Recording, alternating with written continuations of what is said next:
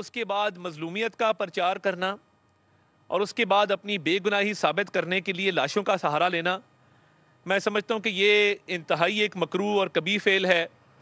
اور جس طریقے سے علی امین گنڈا پور کے ساتھ خیبر پختونخوا حکومت کے جدید اسلحے سے لیس سادہ کپڑوں میں پولیس والے اور سیکیورٹی اہلکار جو ہیں وہ ہمراہ تھے، آنسو گیس کے شیل، آنسو گیس فائر کرنے والی جو گنز تھیں وہ ان کے پاس تھیں، اور اس کے ساتھ ساتھ انہوں نے جو پتھراؤ کیا، جو غلیلوں کا استعمال کیا، بنٹوں کا استعمال کیا، پولیس والوں کو انہوں نے شدید تشدد کا نشانہ بنایا۔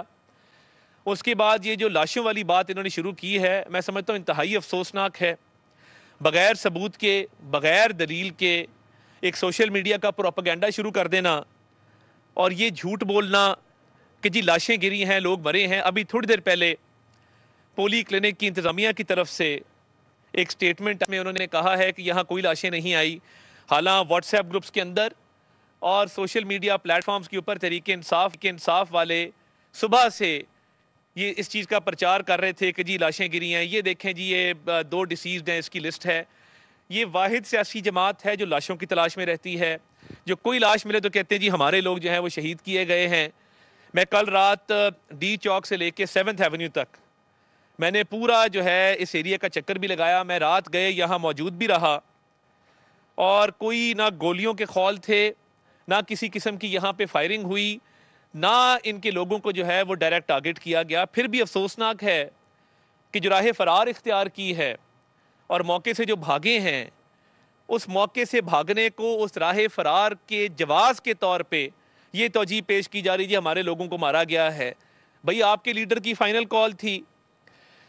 اس دوران 37 افغان باشندے گرفتار ہوئے ہیں، 37 افغان باشندے، اور 37 افغان باشندوں کے ساتھ ساتھ بہت سارے ایسے لوگ اس میں شامل تھے جو ریکارڈ یافتہ ہیں، جن کا دہشت گردی سے تعلق ہے، جن کا چوری ڈکیتی سے تعلق ہے، جو لوگ مختلف وارداتوں میں ملوث تھے۔ اب ان لوگوں کو جو ہے وہ استعمال کرنا، ڈھال بنا کے اپنے سیاسی پروٹیسٹ کو جسٹیفائی کرنے کے لیے، میں سختی سے تردید کرتا ہوں جو یہ لاشیں گرنے کی بات کر رہے ہیں ثبوت دیں، اس کا بتائیں کدھر ہے پوسٹ مارٹم رپورٹ، کہاں ہے وہ ریکارڈ۔ جھوٹی جو ہے وہ ایک بیانیہ گھڑنے میں تو آپ بڑے تیز ہوتے ہیں، مگر موقع سے آپ فرار ہوئے ہیں، جو 150 پولیس والا زخمی ہے، جو 4 رینجرز کے اہلکار شہید ہوئے ہیں، جو 2 پولیس کے اہلکار شہید ہوئے ہیں، جو آپ کے لوگ اسلحہ چلاتے دیکھے گئے ہیں، بنٹے غلیلوں سے چلاتے دیکھے گئے ہیں، جو آپ کے لوگ باقاعدہ آن ریکارڈ شیل فائر کر رہے ہیں، ان تمام لوگوں کے حوالے سے آپ کے پاس کیا جسٹیفیکیشن ہے؟ اور یہ ایک سوچا سمجھا منصوبہ تھا کہ بیلاروس کے صدر کے دورے کو منسوخ کروایا جائے، یہ ایک سوچا سمجھا منصوبہ تھا کہ شہر کے امن کو خراب کیا جائے، یہ ایک سوچا سمجھا منصوبہ تھا کہ اکانومی کو اور پاکستان کو ڈیمیج کیا جائے، مگر جتنا تشدد ہوا ان کی طرف سے ہوا ہے، جو شہادتیں ہوئی ہیں وہ انہوں نے فورسز کے لوگوں کو شہید کیا ہے، رینجرز کو، پولیس کو، جو تشدد کے واقعات ہیں وہ سارے ان کے لوگ ملوث پائے گئے ہیں، جو ان کے لوگ گرفتار ہیں، جن سے انٹروگیشن ہو رہی ہے، وہ سب یہ کہہ رہے ہیں کہ یہ ہمارے پاس سے یہ چیزیں برآمد ہوئی ہیں۔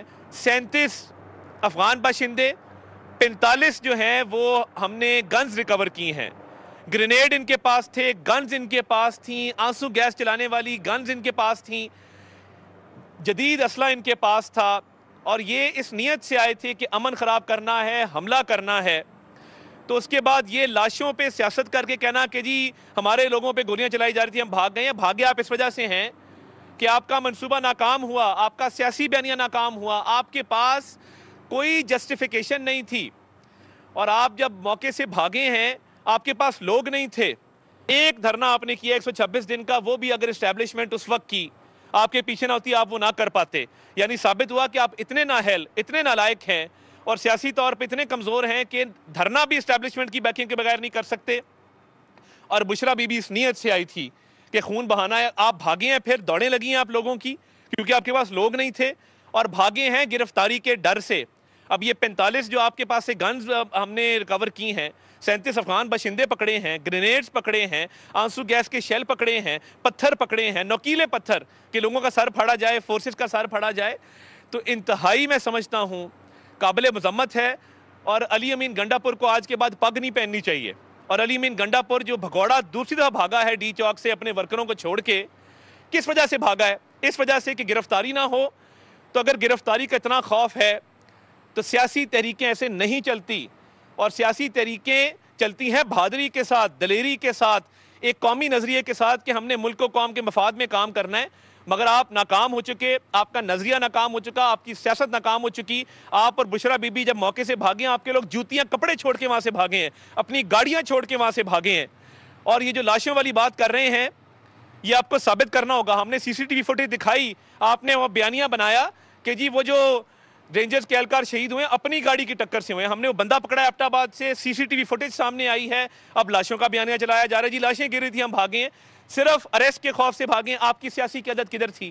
عاطف خان کدھر تھے؟ شہرام ترقئی کدھر تھے؟ اسد کیسر کدھر تھے؟ سلمان اکرم راجہ کدھر تھے؟ حماد اظہر کدھر تھے؟ شیخ وقاص کدھر تھے؟ آپ کے پاس لوگ نہیں تھے، آپ اریسٹ کے ڈر سے بھاگے ہیں. اور اب سارا بلیم جو ہے وہ کہہ رہے ہیں کہ جی لاشیں گری ہیں. جھوٹ، مکاری، منافقت، تشدد کی سیاست کو لوگوں نے ریجیکٹ کیا ہے، آپ کی کال کو ریجیکٹ کیا ہے. آئندہ آپ جرت نہیں کریں گے کہ قومی مفاد کے خلاف آپ اسلام آباد پہ دھاوا بولیں. بہت شکریہ. وفاقی وزیر اطلاعات عطا تارڑ میڈیا سے گفتگو کر رہے تھے. انہوں نے کہا کہ ہم نے گزشتہ روز جدید اسلحہ برآمد کیا. آپریشن کے دوران یہ امن خراب کرنے کی کوشش کر رہے تھے، یہ امن خراب کرنا چاہتے تھے.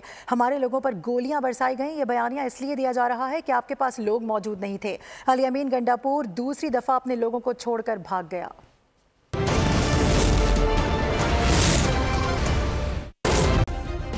سبسکرائب کریں اور بیل دبائیں تاکہ کوئی خبر رہ نہ جائے.